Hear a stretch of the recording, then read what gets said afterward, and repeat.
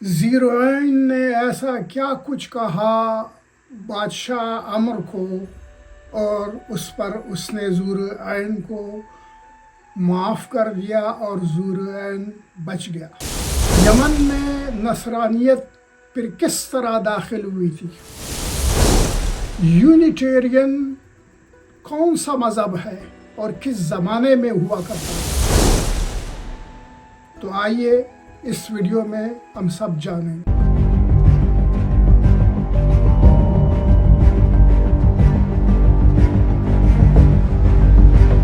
ان کو معاف کر دیا تو اسی طرح سے پھر زیروین کی جان بچ گئی۔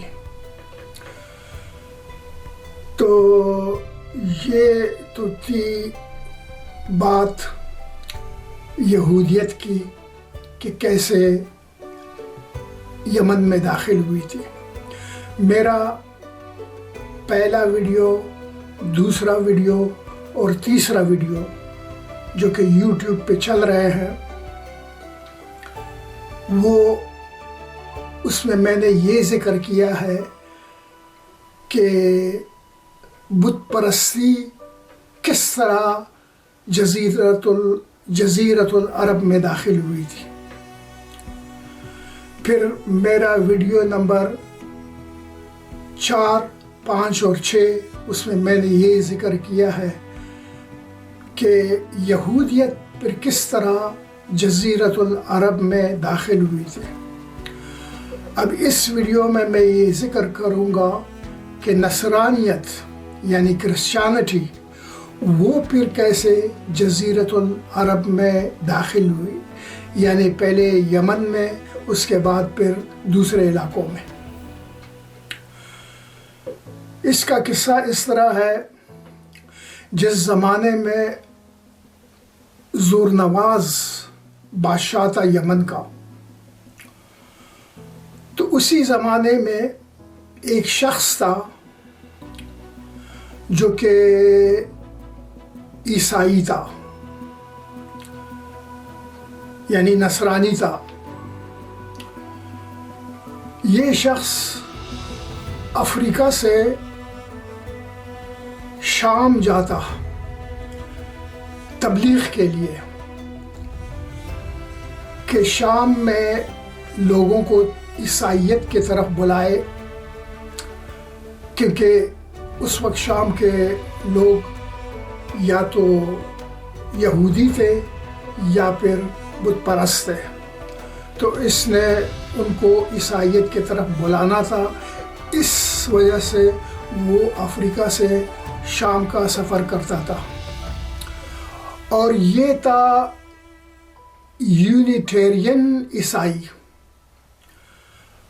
اب آپ حیران ہوں گے کہ یہ یونیٹیرین عیسائی پھر کون سا ہے، جن لوگوں کو معلوم نہیں ہے، کیونکہ ہم اکثر یہ دیکھتے ہیں اور ہمیں پتہ ہے کہ عیسائیوں کی قسمیں جو ہے آج کل جو ہم دیکھ رہے ہیں، جو مشہور ان کے شاخ ہے، وہ یا تو کیتھولک ہے، یا تو پروٹسٹنٹ ہے، یا تو باپٹسٹ ہے۔ یہ یونیٹیرین پھر کون سا ہے؟ اب اس کی تھوڑی سی میں وضاحت کرتا ہوں۔ یونیٹیرین آج بھی دنیا میں موجود ہے، یونیٹیرین عیسائی، لیکن بہت کم تعداد میں۔ یونیٹیرین وہ نصرانی تھے اور ہے جو کہ ایک اللہ پر وہ ایمان رکھتے ہیں، یعنی توحید پرست ہے، بالکل مسلمانوں کی طرح۔ وہ کہتے ہیں کہ اللہ ایک ہے، نہ کہ ایک اللہ کے اندر 3 اللہ ہے، ایسا نہیں ہے، اللہ ایک ہے۔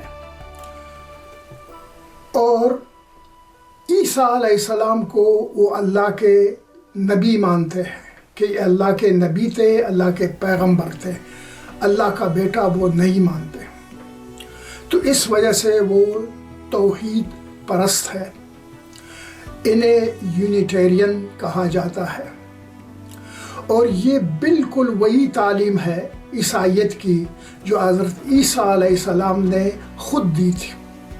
یعنی شروع میں جو عیسائیت یہودیت کے بعد آ گئی، یعنی حضرت عیسیٰ علیہ السلام تشریف لائے، وہ یہی لوگوں کو اس کی تبلیغ کر رہے تھے. تو اصل عیسائیت یہی ہے جو کہ یونیٹیرینز ہے. الغرض یہ شام جاتا تھا، تو وہاں جب ایک دفعہ یہ افریقہ سے شام جا رہا تھا تو راستے میں انہیں ڈاکوؤں نے روک لیا اور اس کو پکڑ کے اپنے ساتھ وہ لے گئے. تو وہاں انہوں نے اپنے ساتھ جو ہے اپنے پاس اس کو رکھا. بعد میں ان ڈاکوؤں نے اس شخص کا نام میں بتا دوں، اس عیسائی کا نام تھا فیمیون. تو فیمیون کو ڈاکوؤں نے یرغمال بنایا تھا. پھر ان ڈاکوؤں نے فیمیون کو ایک شخص کے اوپر بیچ دیا. وہ شخص تھا نجران کا. تو اس شخص نے فیمیون کو خرید لیا اور اسے اپنا غلام بنایا اور اس کو اپنے ساتھ نجران لے گیا.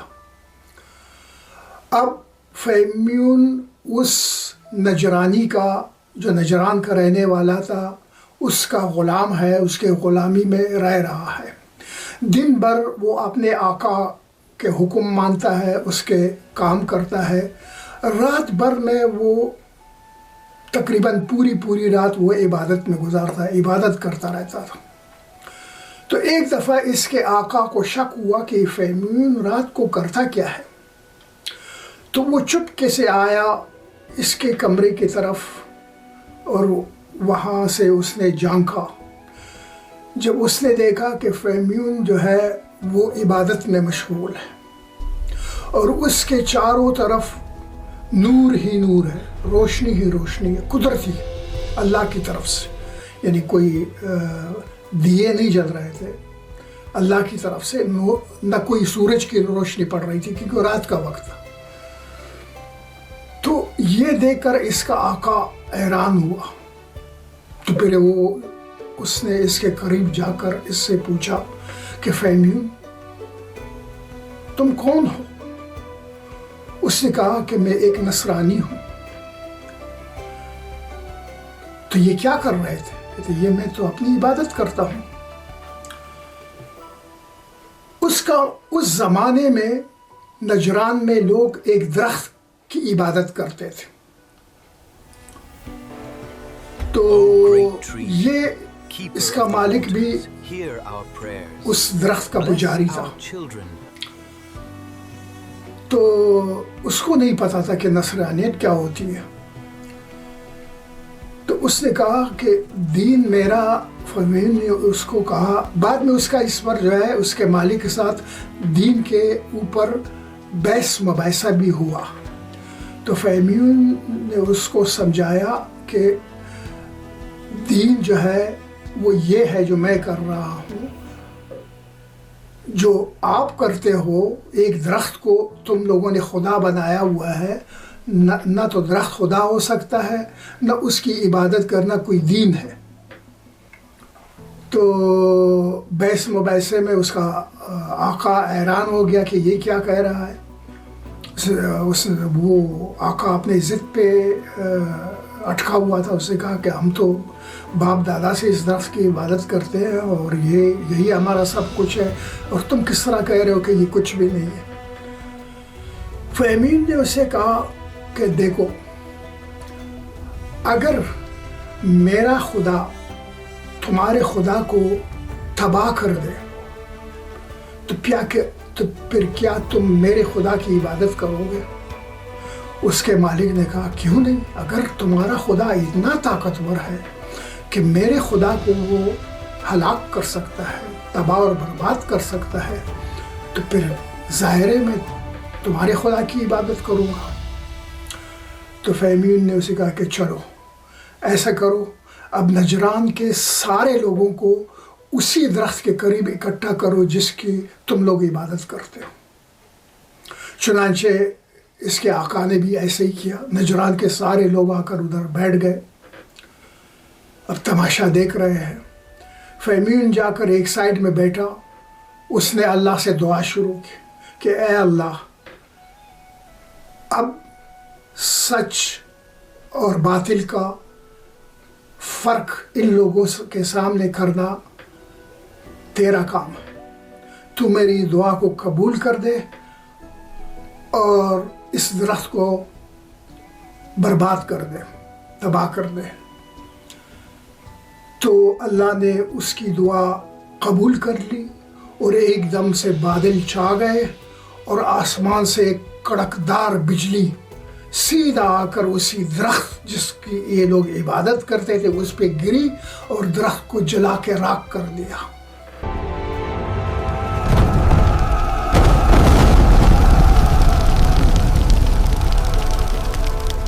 جو کہ اس درخت کے پجاری تھے وہ یہ منظر دیکھ کر حیران ہو گئے۔ تو ایک دم انہیں احساس ہوا کہ جس راستے پر ہم ہیں یہ غلط ہے، جس راستے پر فہمیون ہے یہ صحیح ہے۔ تو اسی وقت ایک ہی دن میں لوگ جو ہے وہ نصرانی بن گئے، یعنی درخت کے پجاری سے نصرانی بن گئے۔ اور ہندوستان میں اب بھی ایسے لوگ ہیں جو درخت کا پوجا کرتے ہیں۔ تو الغرض ایک ہی دن میں نصرانی ہو گئے، یعنی کہ ایک سچا دین انہوں نے قبول کیا۔ پھر کچھ عرصے میں اس نجران سے کچھ لوگ جو وہ نصرانی ہو گئے تھے وہ یمن انہوں نے ہجرت کی، یمن چلے گئے۔ اب جب یمن گئے تو وہ اپنی عبادت کو کھلا عام نہیں کر سکتے تھے کیونکہ یمن تو اس وقت سارا یہودی تھا۔ Embrace the covenant of the one true God, people of Sheba. Look to the words of Moses. The hour of redemption is near. تو یہ یہودیوں سے ڈرتے تھے، تو یہ چپکے سے غاروں میں جا کر پہاڑوں کے اندر انہوں نے غار وغیرہ ڈھونڈ کے رکھے ہوئے تھے شہر سے دور، وہاں اپنی عبادتوں میں مشغول رہتے تھے۔ تو اتنے میں جو اس وقت یمن کا بادشاہ زورنواز جو تھا، زورنواز اس وقت چونکہ وہ خود بھی یہودی تھا لیکن وہ اپنے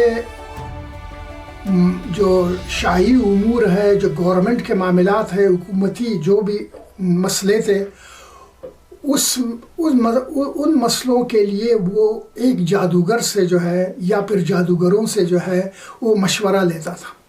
O king, the nightmare is a prophecy. The armies of Aksum are marching across the sands towards Yemen. تو ایک دن اسے ایک بوڑھے جادوگر نے کہا کہ دیکھو اب میں بوڑھا ہو گیا ہوں، میں کسی وقت مر سکتا ہوں، تو تمہارے پاس کوئی جادوگر نہیں ہوگا کہ پھر تمہارے اس حکومتی امور میں تمہارے ساتھ دے، تمہیں مشورے دے، تو تم ایسا کرو کہ کسی لڑکے کو ڈھونڈو اور اس کو جو ہے جادو سے سکھا دو، اس کو حکم دو کہ جادو سیکھے۔ چنانچہ زورنواز نے بھی ایسے ہی کیا، ایک لڑکا اس نے تلاش کیا جو کہ کافی ذہین تھا، تو اس کو کہا کہ تم جادو سیکھو۔ اب وہ لڑکا ہر روز زورنواز جو بادشاہ تھا اس کے حکم کے مطابق ایک جادوگر کے پاس جاتا تھا اور جادو سیکھتا تھا۔ وہ جادوگر شہر سے باہر، جیسے کہ یہ راہب جو تھے نصرانی غاروں میں رہتے تھے، اپنی عبادت کرتے تھے، جادوگر بھی غاروں میں ہی رہتے تھے کیونکہ ان کو اپنی جادوگری کا جو بھی منطق وغیرہ وہ کر رہے تھے وہ زیادہ آسانی سے وہ کر سکتے تھے غاروں کے اندر، تو جادوگر بھی غاروں میں ہی رہتے تھے۔ اب ایک جادوگر تھا جو کسی غار میں رہتا تھا. یہ لڑکا اس کے پاس بادشاہ کے کہنے کے مطابق روز جاتا تھا اور جادو سیکھتا تھا. ایک روز جب وہ جا رہا تھا تو راستے میں اس کو کچھ سنائی دیا. اس نے کیا سنا کہ ایک شخص کہیں آس پاس میں ہے اور وہ انجیل کی تلاوت کر رہا ہے. خیر اس کو تو نہیں معلوم تھا کہ انجیل کیا ہے، لیکن تلاوت کی آواز جو اس نے سنی اس کو بڑا اچھا لگا. تو یہ رک گیا، تھوڑی دیر وہ سنتا رہا. پھر جا کر اس کے بعد جادوگر کے پاس گیا. پھر کچھ روز وہ ایسے ہی کرتا تھا. وہ پہلے تلاوت کیونکہ وہ راہب جو تھا نصرانی روز تلاوت کرتا تھا، وہ رکتا تھا، تلاوت سنتا، پھر وہاں جادو سیکھنے جاتا. کچھ دنوں کے بعد اس کا جو ہے جادو سے دل ٹوٹ گیا، نفرت ہو گئی. کہتی ہے یہ کیا نہ سیکھنے جا رہا ہوں، بادشاہ مجھے کدھر بھیج رہا ہے، میں اس سے بہتر یہ ہے کہ یہ شخص جو پڑھتا ہے میں اس کو سیکھوں. تو چنانچہ وہ اس راہب کے پاس چلا گیا. اس سے کہا کہ یہ آپ کیا پڑھتے ہیں، یہ اتنا اچھا لگتا ہے مجھے. تو راہب نے سارا اس کو جو ہے نصرانیت جو ہے جتنا اس کا مطلب ہے بیسک تھا اس کو سمجھا دیا. تو وہ لڑکا سمجھ گیا کیونکہ پہلے سے ذہین تھا. تو اس نے راہب سے کہا کہ کیا میں آپ سے سیکھ سکتا ہوں؟ اس نے کہا بالکل. اب لڑکا آئے، راہب کے پاس بیٹھے، جو ہے وہ بائبل سیکھے، یعنی انجیل سیکھے، نصرانیت سیکھے. اب جادوگر کے پاس نہیں جا رہا تھا. بادشاہ یہ سمجھتا تھا کہ جادوگر کے پاس جا رہا ہے. تو جب کچھ دن نہیں گیا جادوگر کے پاس تو جادوگر نے بادشاہ سے شکایت کی کہ وہ لڑکا ابھی آ نہیں رہا. بادشاہ نے کہا اچھا. تو بادشاہ نے لڑکے کو بلایا کہ تم وہاں نہیں جا رہے ہو؟ اس نے کہا نہیں. کہ کیوں؟ مجھے جادو میں سیکھنے میں کوئی دلچسپی نہیں. تو پھر کیا کرتے ہو؟ کہتے میں تو ابھی نصرانیت سیکھ رہا ہوں، انجیل سیکھ رہا ہوں. وہ کدھر؟ کہتے وہاں ایک شخص ہے، وہ مجھے سکھا رہا ہے. کہتے اچھا. بادشاہ نے اس کو حکم دیا اس راہب کو کہ آ جاؤ. بلایا اس کو. راہب آیا، اس کو کہا کہ تم کون ہو؟ اس نے کہا میں نصرانی ہوں، عیسائی ہوں. کہتے تم اب بھی نصرانیت کو چھوڑ دو اور یہودیت میں داخل ہو جاؤ، یہودی بن جاؤ. اس نے انکار کر دیا. جب اس نے انکار کر دیا بادشاہ نے اس کو وہیں پہ قتل کر دیا. اب لڑکے کو کہا کہ تمہارا استاد تو چلا گیا، اب تم جادو سیکھو گے یا نہیں؟ اس نے کہا نہیں، اب بھی نہیں. تو بادشاہ نے اس کو سزا دی، سخت سے سخت سزا دی. لڑکا نہیں مان رہا تھا. کہتے مجھے اس پہ یقین ہے، میں نہیں جادو سیکھوں گا. پھر بادشاہ نے حکم دیا اپنے سپاہیوں کو کہ اس لڑکے کو لے جاؤ، کشتی میں بٹھا کر سمندر کے بیچ وہیں پر اسے غرق کر دو. کشتی سے اٹھا کر پانی میں پھینک دو تاکہ یہ ڈوب جائے اور مر جائے. چنانچہ سپاہیوں نے اس کو پکڑ لیا اور ایک چھوٹی سی کشتی میں بٹھایا. جب بیچ میں سمندر کے بیچ پہنچ گئے تو انہوں نے جو ہے اب اس کو اٹھا کر پھینکنے لگے. اتنے میں زوردار طوفان آیا. طوفان جب آیا، طوفان سے کشتی الٹ گئی، سمندر کے بیچ الٹ گئی اور جتنے سپاہی تھے وہ گر گئے، پانی میں ڈوب گئے، وہیں مر گئے. لیکن یہ لڑکا بچ گیا. یہ آہستہ آہستہ تیرتا تیرتا کنارے پہنچ گیا. بادشاہ کو اطلاع ملی کہ لڑکا تو بچ گیا. کہتے اچھا.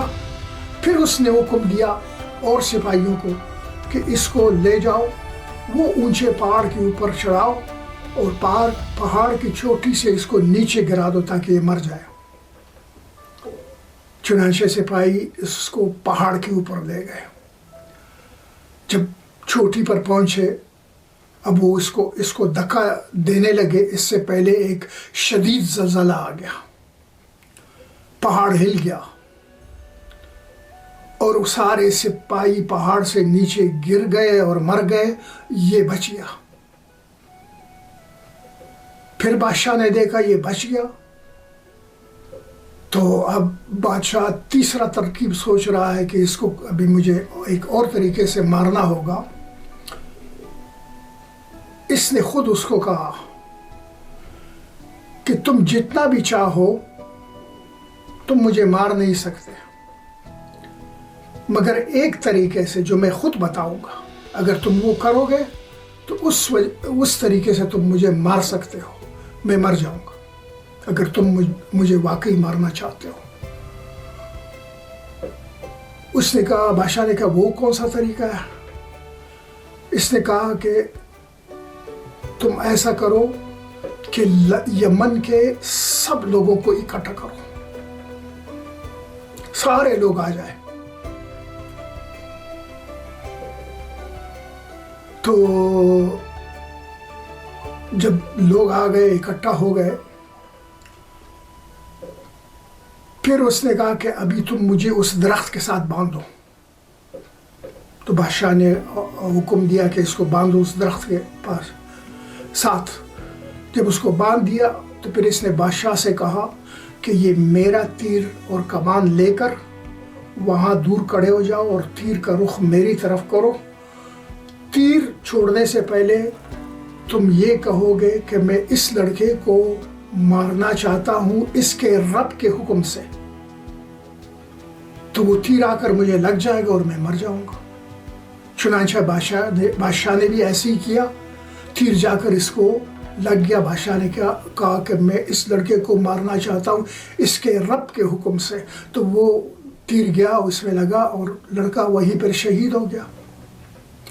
अब यमन के लोगों ने देखा, जो वहाँ इकट्ठे थे, उन्होंने ये कश्ती वाला मंजर भी देखा था, पहाड़ वाला भी देखा कि दोनों वाक़ियों में जो है लड़का बच गया था और लड़का इसी तरह से शहीद हो गया जिस तरह उसने खुद बताया था। तो इसका मतलब ये है कि लड़के का दीन सच्चा है। वो जो हम ये यहूदियत में है, ये सही, ये गलत दीन है, ये नहीं सही। तो एकदम से उसी वक्त 20,000 लोग यहूदियत से नसरानियत में दाखिल हो गए, नसरानी बन गए, ईसाई बन गए, क्रिश्चियन बन गए उसी दिन से, और वो यूनिटेरियन। तो इस तरह से फिर ईसाइयत एक लड़के की कुर्बानी की वजह से उसने इसीलिए अपनी जान दी थी कि मेरी जान तो जाए, इसकी परवाह नहीं, अल्लाह के लिए कुर्बान। लेकिन इसकी वजह से बहुत सारे लोग जो है यमन के वो नसरानियत में दाखिल होंगे, नसरानियत को कबूल करेंगे। तो इसी वजह से उसने बादशाह को ऐसे ही कहा था। तो इसकी वजह से एक लड़के की कुर्बानी की वजह से 20,000 लोग एक ही दिन में ईसाई बन गए। तो ये था ये थी वो वजह जिससे यमन में और फिर जज़ीरतुल अरब के दूसरे इलाकों में नसरानियत पहुंच गई थी, दाखिल हुई थी।